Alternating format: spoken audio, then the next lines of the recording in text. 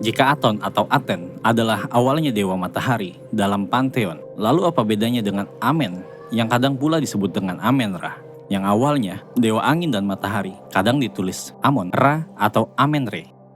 Amen adalah nama Tuhan tertinggi dalam panteon, tradisi kota Thebes. Kadang ia disebut pula Amen-Re atau Amon-Ra. Ia adalah Tuhan yang disimbolkan dengan matahari. Matahari bukan Tuhan bagi orang Mesir, akan tetapi kekuatan atau kesadaran yang menggerakkan alam semesta yang diwakili oleh khususnya matahari, ya dipujilah.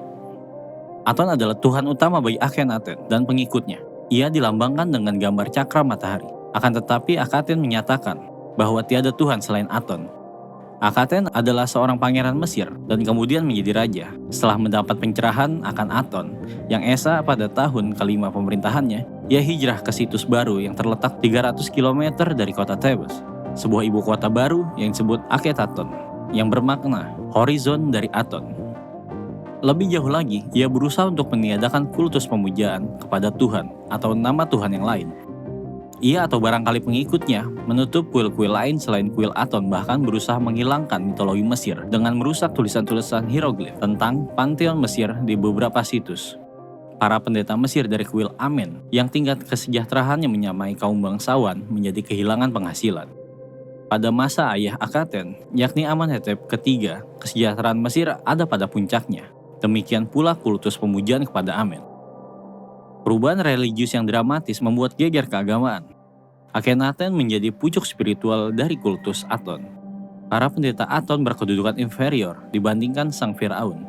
Ada sejarawan yang berhipotesa bahwa kultus Aton juga adalah gerakan politik dari Akhenaten untuk mengurangi pengaruh dan kemakmuran para pemuka agama.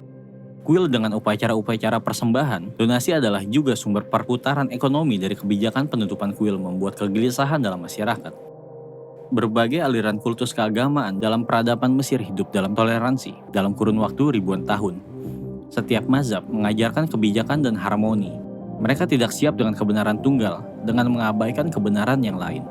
Itulah sebabnya, begitu Akhenaten wafat, masyarakat Mesir kembali ke kepercayaan yang lama dengan berbagai kuil dan kultus ilahi mereka.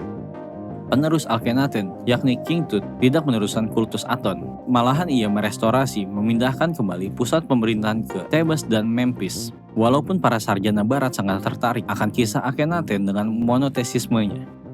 Akan tetapi hanya sedikit keterangan sejarah yang ditemukan tentang sang Firaun. Dan tentunya Akhenaten tak mampu lagi menjabarkan pemikiran atau sejarah menurut pandangannya. Akan tetapi, baik dibaca sebuah kutipan religius tentang Tuhan menurut Akhenaten. Betapa beraneka ragamnya apa yang telah engkau ciptakan. Mereka tersembunyi dari wajah manusia. Duhai satu-satunya Tuhan, tiada yang menyerupaimu, tidak ada lainnya.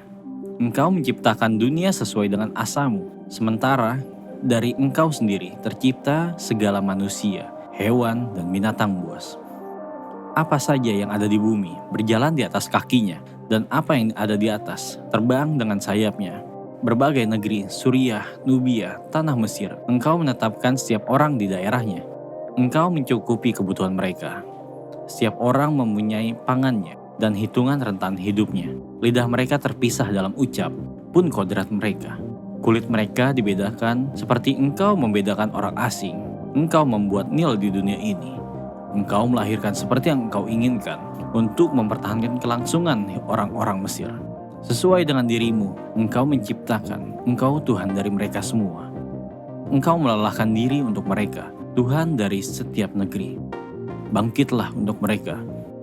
Aton pada hari itu, Aton yang mulia.